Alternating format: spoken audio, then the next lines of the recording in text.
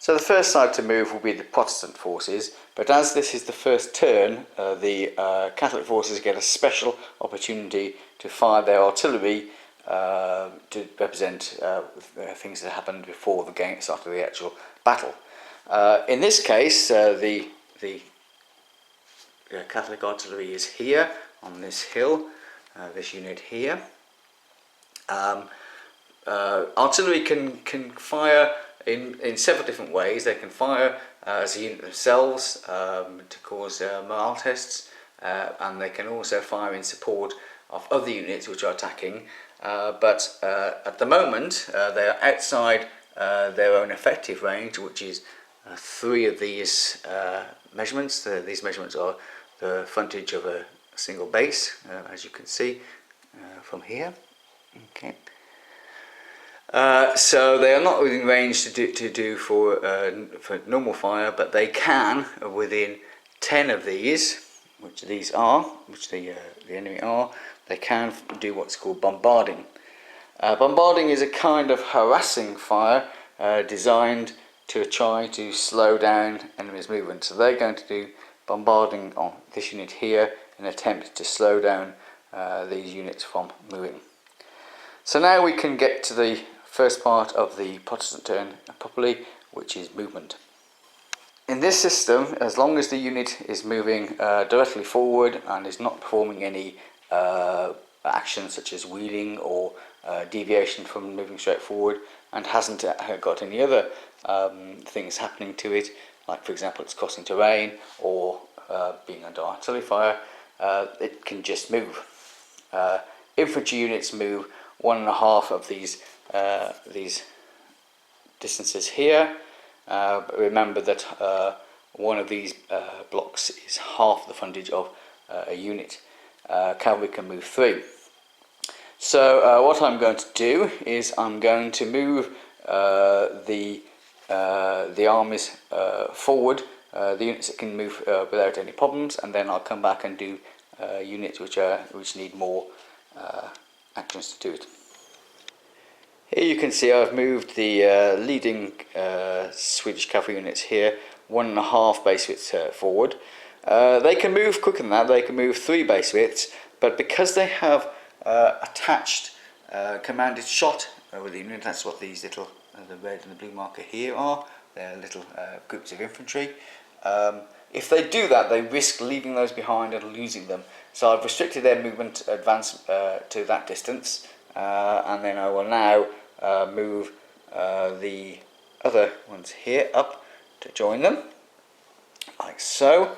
And notice as well that I'm maintaining 2 ranks, because having support is very important in this system, and so trying to maintain some support is always a good idea. Okay. Here with the Swedish infantry, for similar reasons, the Swedish infantry has only made a small advance, just half a base width forward, like so. That unit has moved. This unit will also move at the same distance, and this will join as well. And they are doing that because these units all have attached regimental guns. Regimental guns are small artillery pieces used for close support in this situation. And just with the cavalry, just the same as the cavalry, if they move too quickly, they run the risk of losing those. Maybe later on they might want to move a bit quicker to try and get into action a bit quicker, but at the moment I think that's an acceptable risk. Things are more complicated with the German allies. These 3 here have moved a full move forward, which is 1.5 movement distances, 1.5 base, which is that distance, leaving this unit behind. And the reason they've left that unit behind is because that unit is under artillery fire and therefore must take an action test. As I said previously, if your unit is just moving straight forward without any other factor affecting the movement, then it can just do so. But if terrain, or they're trying to do some kind of manoeuvre such as wheeling or something, that is an action test, and so is being under artillery fire. That's what the puff of smoke on the unit means. So an action test is you roll a d6, and if you roll the wrong numbers, you fail and you cannot move. In this case, for this unit, this is a regiment, the action test failure rate is on a 1 or 2, so they roll a d6, and if they roll a 1 or 2 then they fail. So they roll and they've scored 2, so the unit has failed to move. But all is not yet lost, because the commander is within a reasonable distance of the unit. As you can see, he's quite close, and he has got a 1 pip rating. This means that once per turn he can use that pip rating to do an action. In this case, he can give them a second chance to attempt to move forward. So he rolls the dice again and rolls 2 again. So the unit has failed to move. In all cases with action tests, you move to the point that you start to do things, and then if you fail the dice roll, you stop there and go no further. On the flank of this group, things again are a little bit complicated. This unit here, I think, can go forward to alongside the flank of the infantry and to guard the flank of this village. But this village is in an awkward position for this unit, and as you can see, they're probably going to need to manoeuvre a little bit to create a bit of space. So this unit here can move forward. Again, it can move forward 3, but I think we're going to move forward just 1.5 to keep it alongside the infantry here, where these units here, they must wheel to face this direction. So wheeling again is an action test, but they can do that as a group. So they're going to wheel to try to go like this and across that way. They roll the dice and get a 5, so they are successful. So they can move like so.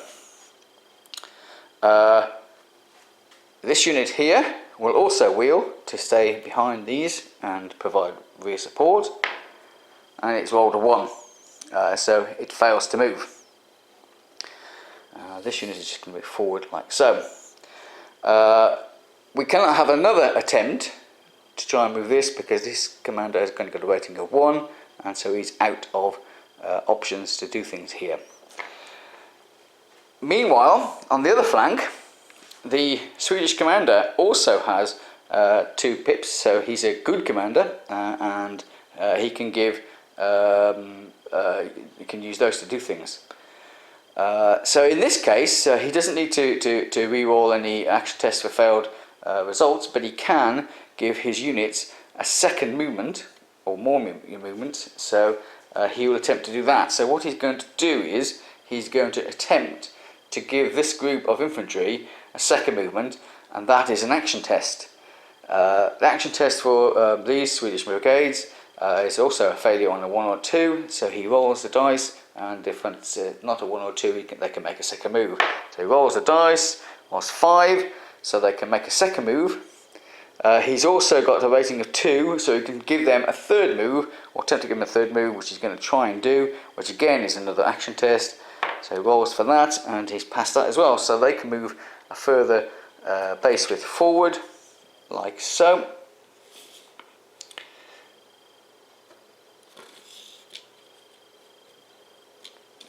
Like so. Okay, so all the units have moved, so now it is time for the Imperialist turn, but before that the Protestants can direct their artillery against an opposing unit in the same way as the Imperialists did on at the beginning of the turn. So their artillery, which is here, is going to, I think, try to slow down these big early tercios. These big early tercios are very tricky to stop, so we'll try and slow them down a little bit. I'll just place them on there, like so. So this artillery is going to fire on that and attempt to try and slow them down. Let's now go to the Imperialist move.